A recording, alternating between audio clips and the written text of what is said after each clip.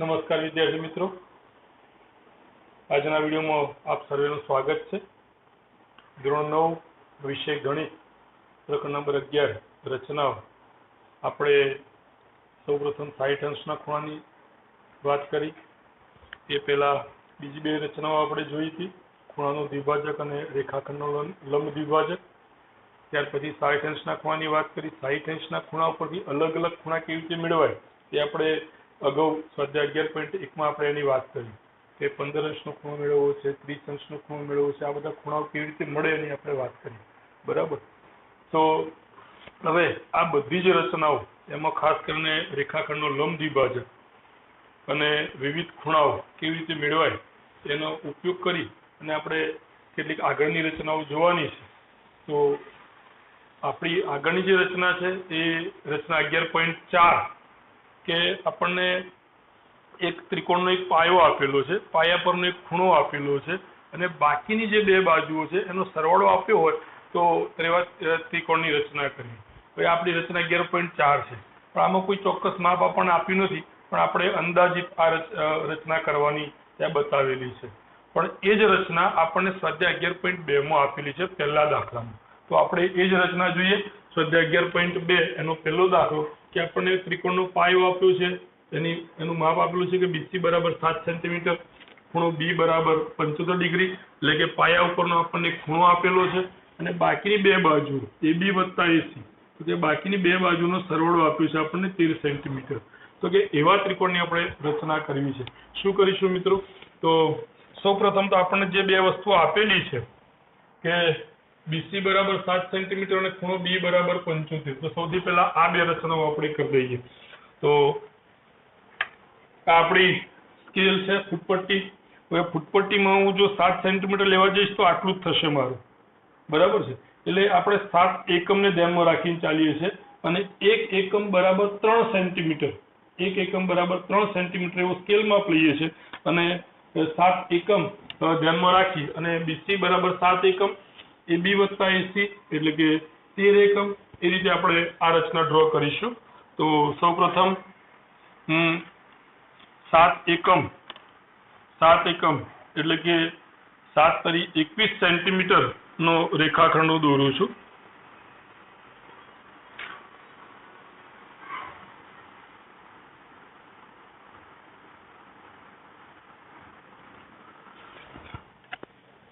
તો BC આ મારું B બિંદુ અને C બિંદુ, એની લંબાઈ કેટલી? તો કે 7 એકમ। હું અહીં સેન્ટીમીટર જ લખીશ રચનાના મુદ્દામાં। તો રચનાનો પહેલો મુદ્દો કે BC બરાબર 7 સેમી થાય તેવો રેખાખંડ BC રચો, એ આપણે દોરી દીધું। હવે ખૂણો B બરાબર 75 ડિગ્રી, 75 અંશ ડિગ્રીનો ખૂણો કેવી રીતે મેળવાય એ આપણે અગાઉના વિડીયોમાં જોયેલું છે, એટલે એના આધારે આપણે કામ કરીશું કે અહીં સીધો 75 ડિગ્રીનો ખૂણો બનાવીશું। 75 ડિગ્રીનો ખૂણો બનાવવા માટે આપણે શું કરીએ છીએ? તો કે 60 અને 90 નો દ્વિભાજક લઈએ છીએ અને એ દ્વિભાજક મને કયો ખૂણો આપશે? 75 ડિગ્રીનો ખૂણો આપશે। તો 60 અને 90 નો દ્વિભાજક મેળવવા માટે સૌપ્રથમ 60 નો ખૂણો, તો 60 ના ખૂણા માટે B ને કેન્દ્ર રાખી અનુકૂળ ત્રિજ્યાનો ચાપ હું BC રેખાખંડ પર લઈશ। જે જગ્યાએ છેદે એ છેદ બિંદુને કેન્દ્ર તરીકે લઈ એ જ ત્રિજ્યાનો ચાપ પ્રથમ ચાપ પર મારીશ એટલે મને 60 નો મળશે। ત્યાંથી ફરીથી બીજો ચાપ, બરાબર, આ ચાપને મારે થોડોક મોટો લેવો પડશે, બરાબર, ત્યાં થોડોક મોટો લઈ લો। તો ફરીથી પાછું એ છેદ બિંદુને કેન્દ્ર લઈ એ જ ત્રિજ્યાનો ચાપ હું આગળ મારીશ એટલે આ મારું F થશે, આ બિંદુ E, આ D, E, F, આ બધું આપણે જાણીએ છીએ। હવે આ બેનો દ્વિભાજક મેળવું એટલે મને 90 અંશનો ખૂણો મળશે। તો આ બંનેનો દ્વિભાજક મને 90 અંશનો ખૂણો આપે। એને અને B ને જોડી દઉં, A અને B ને જોડી દઉં, બરાબર છે। તો આ મારું G બિંદુ, બરાબર, યાદ છે ને? આ કયું થશે બિંદુ આપણું? જી. આગળ આપણે બધી રચનાઓ કરેલી છે, તો મારે આ બી અને જી ને જોડું તો આ મારો 90° ખૂણો થશે. આ કેટલાનો થશે? 90°. મારે 90° ખૂણો નથી જોઈતો, પણ મારે આ બિંદુ એકલું જોઈએ છે, તો એ બિંદુ હું લઈ લઉં છું. અને આ બિંદુને આપણે કયું કહીએ છીએ? એચ કહીએ છીએ. તો ઈ અને એચ વારાફરતી કેન્દ્ર લઈ અને એનો દ્વિભાજક, આ મારો 60° ખૂણો થશે, આ મારો 90° ખૂણો આપશે, આ મને 60° ખૂણો આપશે. એટલે 60 અને 90 નું દ્વિભાજક મેળવું છું, તો ઈ અને એચ આટલી હું ત્રિજ્યા રાખું છું, EH જેટલી, અને ખૂણાના અંદરના ભાગમાં હું બંનેને વારાફરતી કેન્દ્ર લઈ અને ચાપ મારું છું.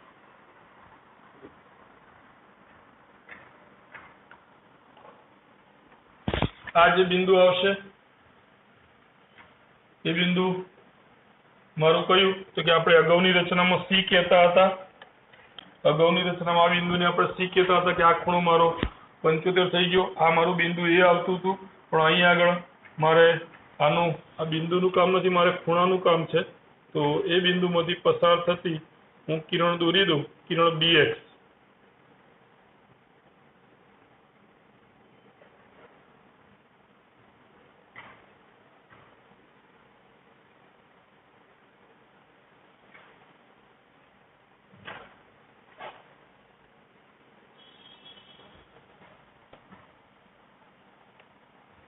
આ મારું કિરણ કયું છે?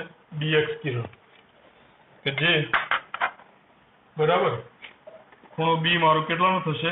75° નો. આ ખૂણો મારો કેટલાનો થશે? 75° નો. તો રચનાના મુદ્દામાં શું લખીશ? તો રચનાના મુદ્દામાં ખૂણો 75 કેવી રીતે બનાવ્યો એ મારે કશું લખવાની જરૂર નથી, કારણ કે ખૂણો 75 કેવી રીતે બનાવાય એ તો આપણે અગાઉ શીખી ગયા છે. એટલે અહીંયા આગળ આપણે માત્ર સીધા લખીશું કે B બિંદુએ ખૂણો XBC બરાબર 75° થાય તેવું કિરણ BX રચ્યું. આપણે માત્ર કિરણ રચ્યું BX. કેવું રચ્યું? કે B બિંદુએ આ જે ખૂણો આવ્યો XBC એ મારો 75 થાય. એટલે કે આ મારો રચનાનો બીજો મુદ્દો. હવે AB વત્તા AC ત્રીજા મુદ્દા પર આવીએ આપણે. AB વત્તા AC બરાબર કેટલા છે? 13 સેન્ટીમીટર. એટલે AB વત્તા AC બરાબર 13. એટલે મિત્રો BX ઉપર 13 × 39, એટલે કે 13 એકમ થાય એવું બિંદુ આપણે D મેળવવાનું છે. એટલે આ બિંદુ આપણું D લખી નાખીએ. તો શું લખીશું? તો BX કિરણ ઉપર બરાબર છે, BX ઉપર BD બરાબર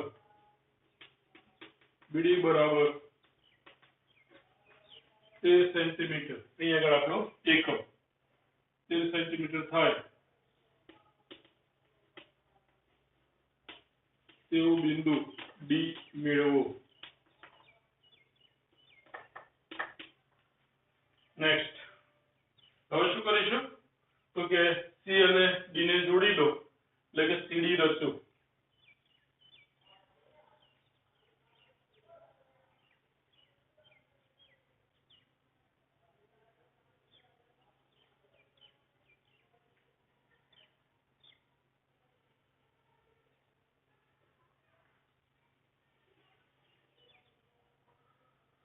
C અને D ને જોડી દો. એટલે શું લખીશું આપણે? તો કે CD રેખાખંડ CD લખીએ આપણે. રેખાખંડ CD રચો. પાંચમું. હવે મિત્રો આપણે શું કરવાનું છે?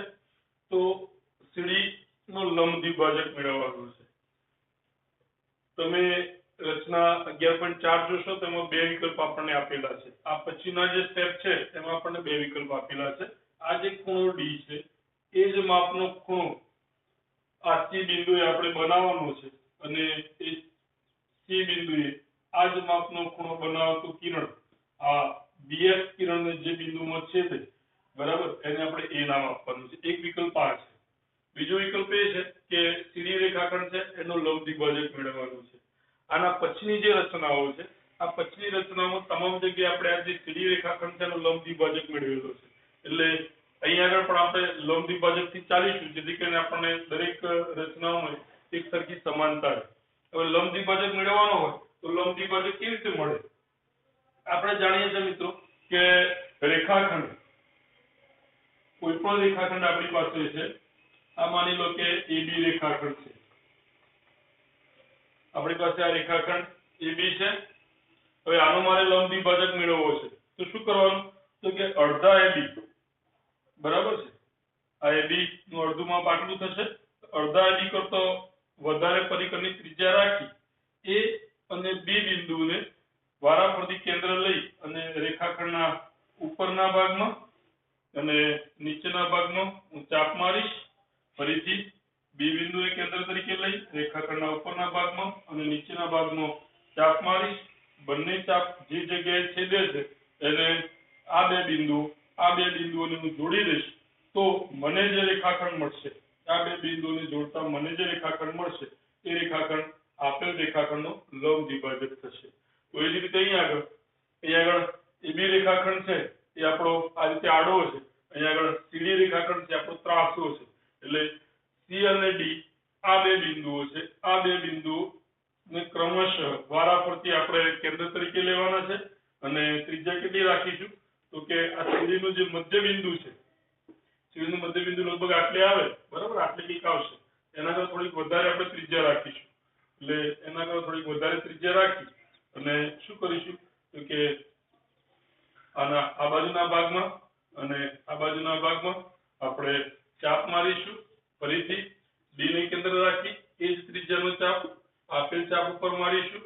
બંને ચાપ જે જગ્યાએ છેદે છે, બંને ચાપ જે જગ્યાએ છેદે છે એ બિંદુ Q કહું તો આને હું P કહું. મારું Q બિંદુ, તો P અને Q ને જોડી દેતા મને આ સીધી રેખાખંડનો લંબ દ્વિભાજક મળશે. P અને Q ને જોડી દઉં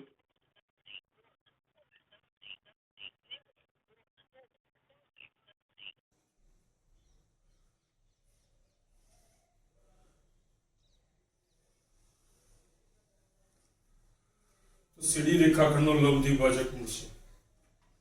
તો એ લખીશું શું આપણે? આ કાઢી નાખીએ. રેખાખંડ, સીધી રેખાખંડનો લંબ દ્વિભાજક આપણે જે રીતે મેળવ્યો છે એ આખી રચના આપણે નથી લખતા. કારણ કે લંબ દ્વિભાજક કેવી રીતે મેળવવાનું એ રચના આપણે અગાઉ શીખી ગયા છે. એટલે આખી રચના નથી લખતા. જે રીતે આપણે 75 ડિગ્રીનો ખૂણો કેવી રીતે મેળવાય તો એ ડાયરેક્ટ આપણે લખ્યું, બરાબર, કે B બિંદુએ ખૂણો XBC બરાબર 75 ડિગ્રી થાય તેવું કિરણ BX રચો. પછી એના માટે આપણે B બિંદુને કેન્દ્ર બનાવી અનુકૂળ ત્રિજ્યાનો ચાપ માર્યો. ફરીથી એ ચાપ BC રેખાખંડને જે બિંદુમાં છેદે છે ત્યાંથી પ્રથમ ચાપ ઉપર ચાપ માર્યો. ફરીથી પાછું આ બિંદુને અહીં ચાપ માર્યો. આ બંનેના આપણે શું કહેવાય કે ખૂણાનો દ્વિભાજક લીધો, એટલે કે ખૂણાનો દ્વિભાજક મળ્યો. ફરીથી આ ખૂણો મારો 90 નો આવ્યો તો અહીંથી આનો દ્વિભાજક લીધો એટલે મને અહીં આગળ મળે અને એના આધારે મેં કિરણ BX ની રચના કરી એટલે ખૂણો 75 ડિગ્રી બનાવ્યો. ટૂંકમાં 60 ડિગ્રી અને 90 ડિગ્રી આનો દ્વિભાજક મેળવી અને મેં 75 ડિગ્રીનો ખૂણો બનાવ્યો. પણ આવું કશું જ આપણે લખતા નથી. આગળ માત્ર એક જ લીટીમાં લખીએ છીએ કે B બિંદુએ ખૂણો XBC બરાબર 75 ડિગ્રી થાય તેવું કિરણ BX રચો. એ જ રીતે અહીં આગળ તો રેખાખંડ CD નો દ્વિભાજક PQ રચો અને એ આ જે BX કિરણ છે એને જે બિંદુમાં છેદે એ બિંદુને A કહો. તો અહીં ટૂંકમાં લખીએ આપણે કે CD નો દ્વિભાજક PQ રચો જે BX ને જે બિંદુમાં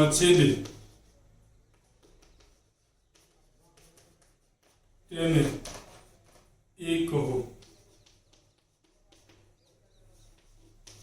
આપણો આગળનો મુદ્દો. હવે શું તો કે ફરીથી પાછું એ અને સી ને જોડી દો, એટલે કે રેખાખંડ એસી ની રચના કરો. તો એ અને સી ને જોડી દઈએ.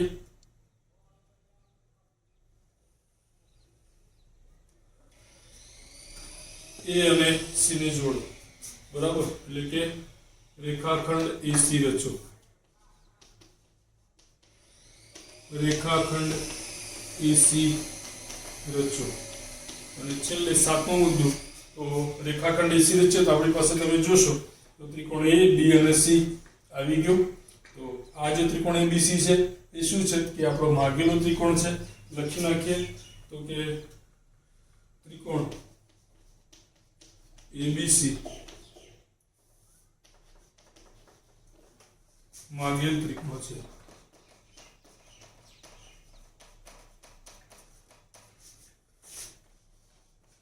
ત્રિકોણ એબીસી માગેલ ત્રિકોણ છે. કેવી રીતે માગેલ ત્રિકોણ છે?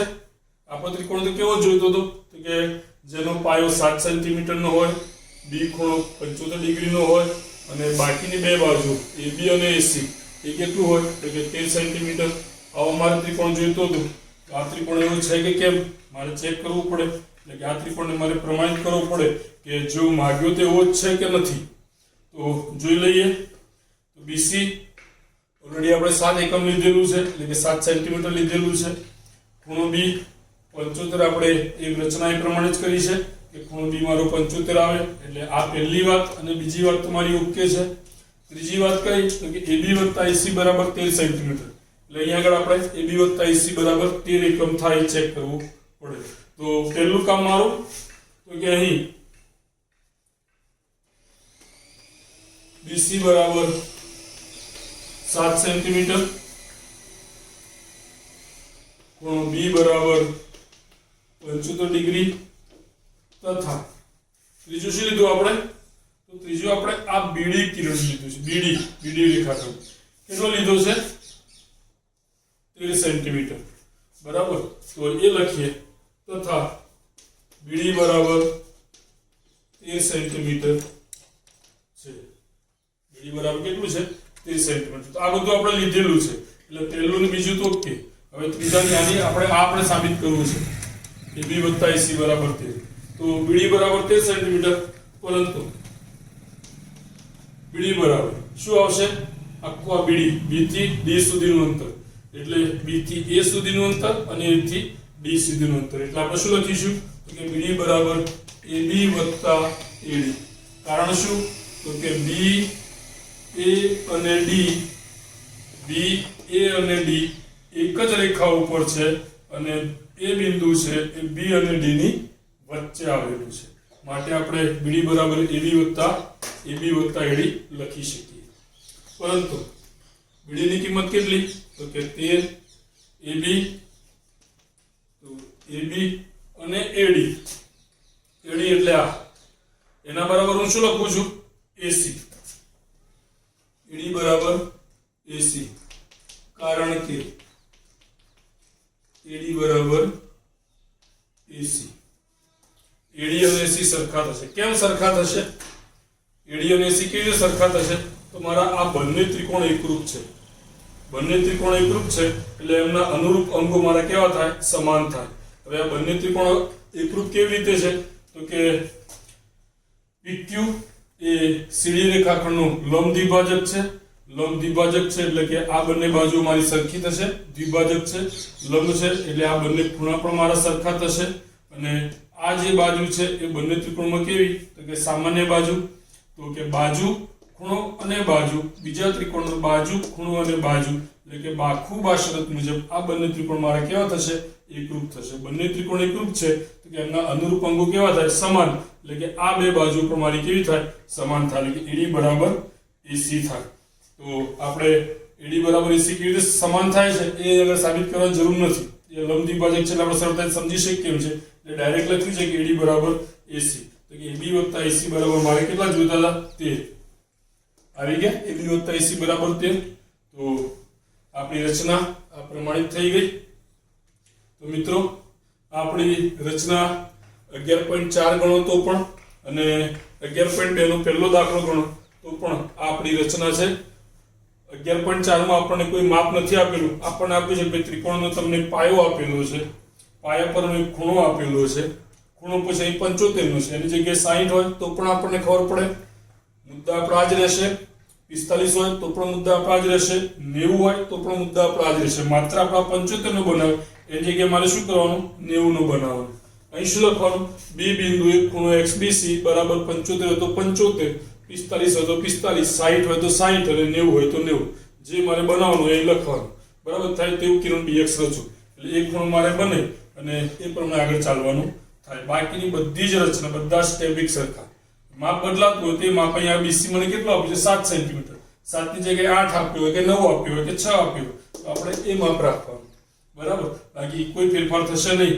એ જ રીતે અહીંયા આગળ આ માપ આપણને આપ્યું છે, AB + AC બરાબર 13. તો AB + AC 13 આપ્યું છે તો આપણું આ અંતર છે એ 13 લીધું આપણે.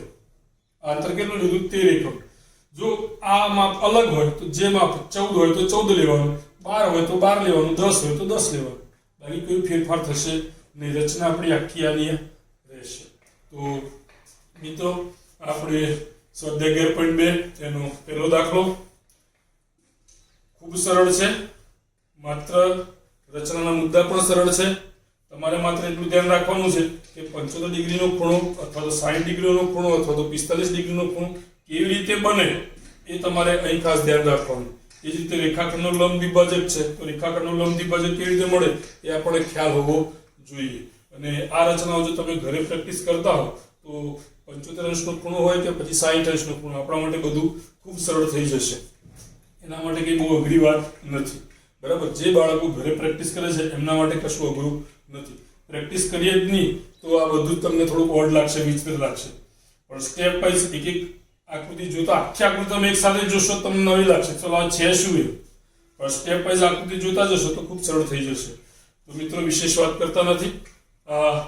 સ્વાધ્યાય 11.2 એનો પહેલો દાખલો અહીંયા આગળ પૂરો થાય છે.